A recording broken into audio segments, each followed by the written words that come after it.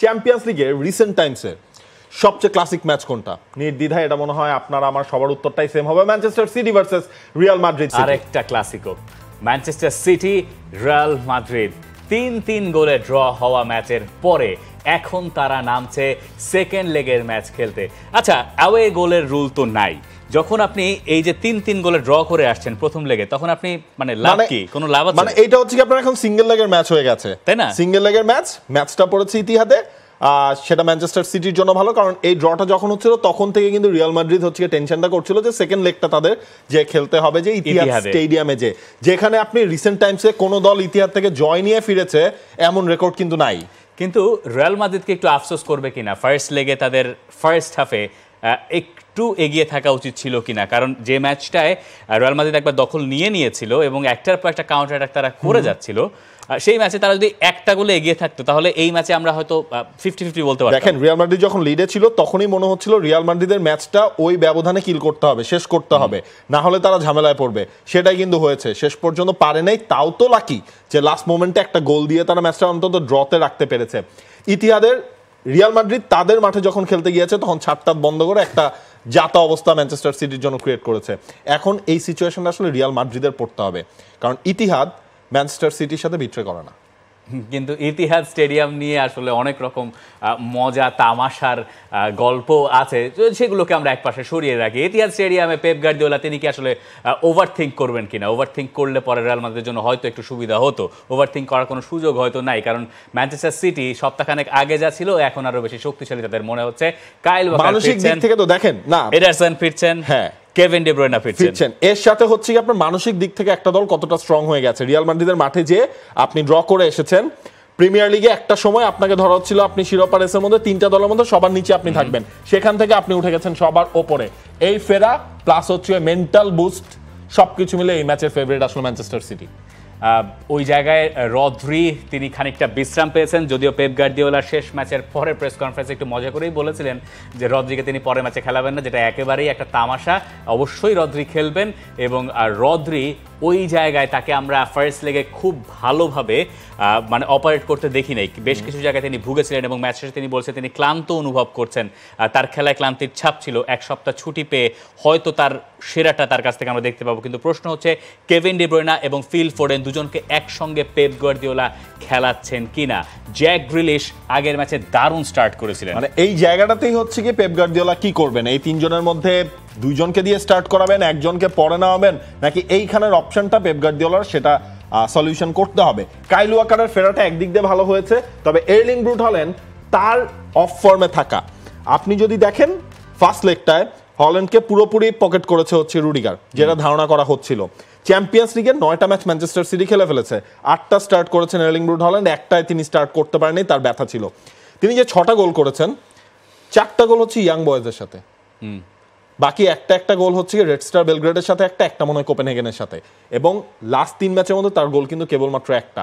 হল্যান্ডের ইফেক্টিভনেসটা এটা পেপ গার্দিওলাকে ভোগাতে পারে, কিন্তু হল্যান্ডের এই জায়গায় নিজের হয়তো ব্যক্তিগত একটা চাপ থাকবে গোল করার জন্য, কিন্তু সেটা তার আত্মবিশ্বাসের উপরে আছে যে হল্যান্ড বিগ ম্যাচের প্লেয়ার না, এটাও কিন্তু একটা মেন্টাল।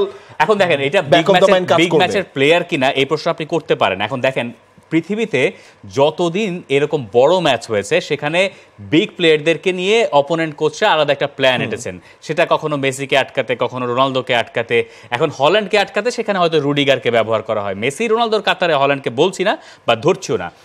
এই ধরনের ম্যাচে স্ট্রাইকাররা সাধারণত তাদেরকে বাড়তি একটা চাপে রাখা হয়, এই কারণে দেখবেন গোলগুলো বের করেন বাকিরা। এইসব ম্যাচে অনেক সময় আগে যেটা হতো, এখন যেহেতু চ্যাম্পিয়ন্স লিগে অ্যাওয়ে গোল নাই, এখন হয়তো আর সেট পিস থেকে ম্যাচ নির্ধারণ হচ্ছে না, এখন হয়তো ওপেন প্লে থেকেই নির্ধারণ হচ্ছে, ঘটনা পাল্টে গেছে। কিন্তু দেখবেন যে মূল স্ট্রাইকাররা এইসব ম্যাচে গোল একটু কমই পায়। সেই দিক থেকে মানে হল্যান্ডের পক্ষে যুক্তি দেখাচ্ছি আমি।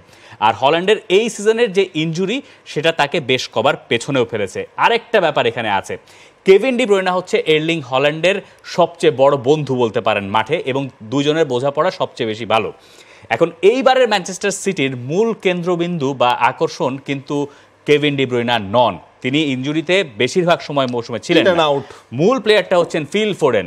ফোডেনের সঙ্গে হল্যান্ডের কম্বিনেশন ঠিক একই রকম না যতখানি ভালো কেভিন ডি ব্রুইনার সঙ্গে। আবার ডি ব্রুইন আর ফোডেন যখন একসঙ্গে খেলেন তখন দুজনই প্রায় একই জায়গায় কখনো কখনো ওভারল্যাপ করে ফেলেন। এই জায়গাগুলো এর্লিং হল্যান্ডের গতবারের যে হল্যান্ডকে আমরা দেখেছি সেখান থেকে আমাদের হয়তো মানে আপনি যখন ব্যাপারটা বিশ্লেষণ করার চেষ্টা করবেন তখন আপনি এইভাবে বিশ্লেষণ মানে এটা একটা যুক্তি হতে পারে। দেখেন হল্যান্ড যখন ইনজুরিতে পড়ার আগ পর্যন্ত হচ্ছে গিয়ে আপনার তার 16টা গোল সিজনের হাফ টাইমের মধ্যে কিন্তু হয়ে গিয়েছিল। তখন ধারণা করা হচ্ছিল 40-র মতো গোল তিনি করতে পারেন। ইনফ্যাক্ট 10 না 11 ম্যাচেই তিনি 15 না 16টা গোল করে ফেলছেন। এরপর ইনজুরি থেকে যখন তিনি ব্যাক করলেন এরপর মনে হচ্ছে তিনি ওই যেভাবে সিজনটা স্টার্ট করলেন সেভাবে তিনি নাই। এখন রিয়াল মাদ্রিদের জন্য সেটা একটা বাড়তি চ্যালেঞ্জ, তবে এই সুযোগটা ওই যেটা বলছিলেন যে ফিল ফোডেনের জন্য এটা ভালো কাজ হয়ে যাচ্ছে। রিয়াল মাদ্রিদ এই ম্যাচে পাচ্ছে না অরেলিয়ান শুয়েমেরিকে, অর্থাৎ সেন্টার ব্যাকে আমরা হয়তো নাচো ফার্নান্দেজকেই দেখতে যাচ্ছি। নাচোর সঙ্গে Rudiger centre back partner. Real মাদ্রিদের রাইট সাইডে সেখানে কারভাহাল তো থাকারই কথা, মিডফিল্ডে কোনো রকম কোনো পরিবর্তন থাকার কথা নয়। Cruz, Valverde, Camavinga, Rodrygo, Bellingham, Vinicius. আরও একবার আমরা হয়তো রদ্রিগোকে লেফট সাইড থেকে স্টার্ট করতে দেখব, ভিনিসিয়াস মাঝের জায়গাটা হয়তো অপারেট করবেন। যেহেতু কাইল ওয়াকার ফিরছেন তাই ওই জায়গায় আমরা হয়তো রদ্রিগোকেই দেখতে যাচ্ছি। তবে ওটাও কিন্তু ঠিক, আপনি দেখেন ভিনিসিয়াস যখন হচ্ছে লেফট সাইডে খেলতেন তখন কিন্তু ভিনিসিয়াসকে আর একটু বেশি এফেক্টিভ মনে হতো। আচ্ছা হ্যাঁ, ভিনিসিয়াসকে এফেক্টিভ মনে হতো। এখন তো রিয়াল মাদ্রিদ তাদের ফরমেশনটাও থেকে কিন্তু একটু সরে এসেছে।